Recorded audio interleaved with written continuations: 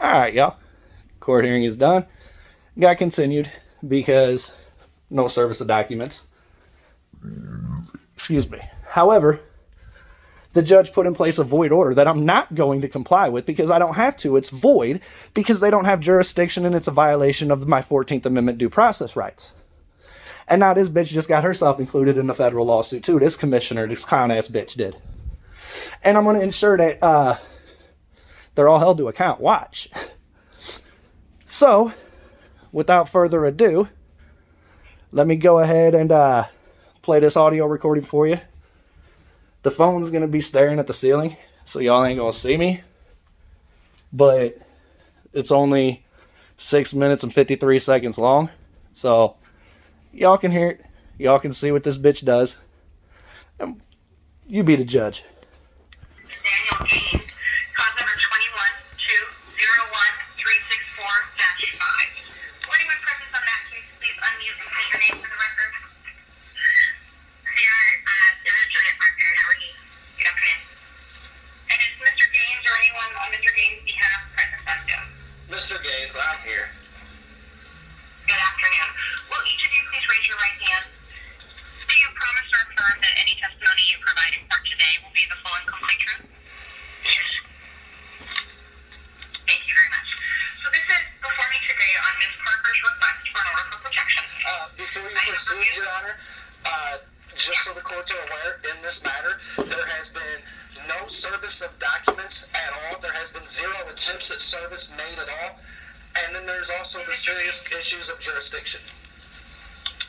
And Mr. Gaines, I'm glad you brought that up. I was about to make the record very clear on the dates and what has occurred here. So thank you for that very appropriate and timely segue.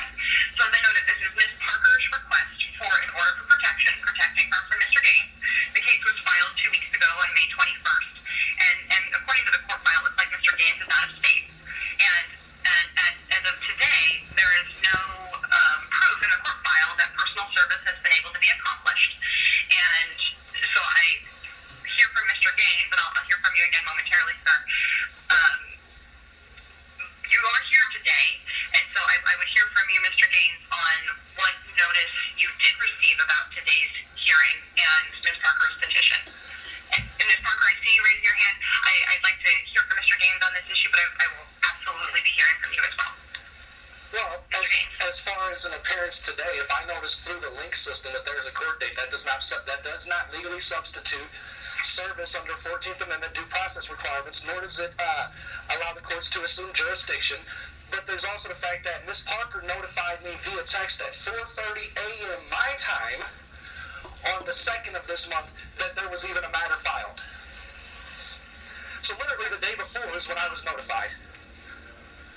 Okay, so I'm hearing that you have not had personal service of the petition and the temporary order for protection. Nor have I been allowed sufficient time or any kind of time to respond to it at all. Yeah, certainly. And so I suggest two things. Just as a starting point, under these circumstances where personal service has not been able to be completed, Mr. Gaines, am I correct in understanding that you are not prepared to proceed today, nor are you prepared to waive service requirements? Is that correct? That is correct. I don't need a very long continuance. I will allow, so provided I'm given the continuance to sufficiently respond, which is my legal right.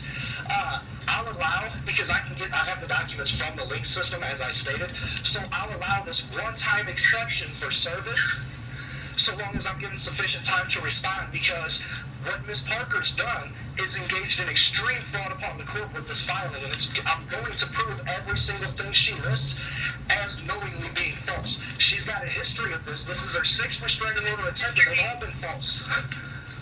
Mr. Gaines, thank you. I appreciate that information. So as a threshold issue, service has not been completed, and you've requested a continuance for additional time to respond. I will grant that request, and I can send this over till the 18th of June.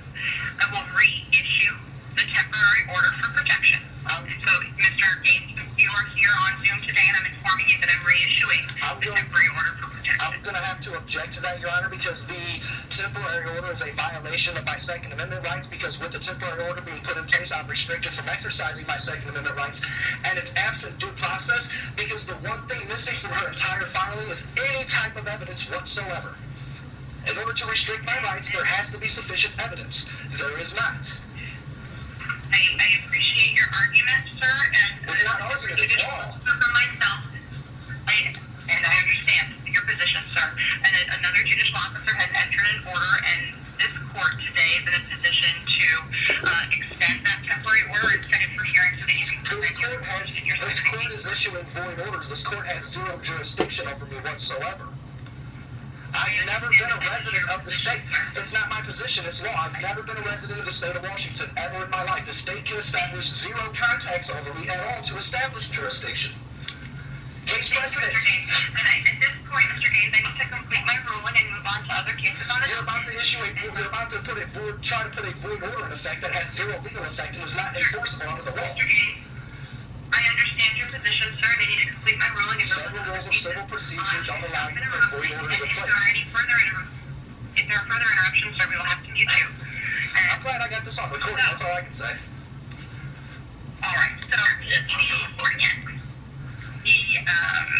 temporary order for protection is being reissued today. No, it's void. The new hearing date and time will be 1 o'clock. Order is void. Please mute him so he can complete the ruling.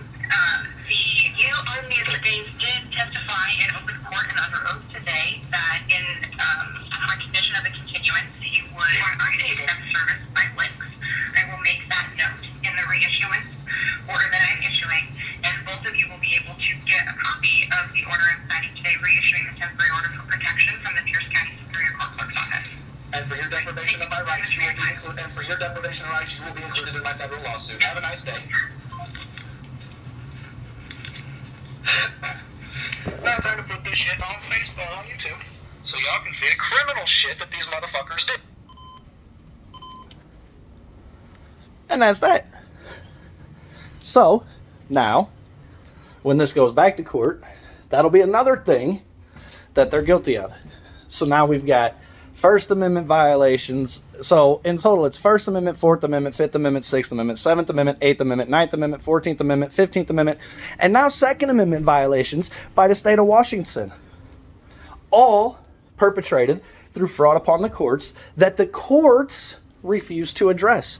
I've submitted evidence multiple times that she's guilty of fraud upon the court, multiple times proving this all to be lies, all to be false, all to be made up, and all in an attempt just to prevent me from having and establishing a relationship with Faith. Proven it many times.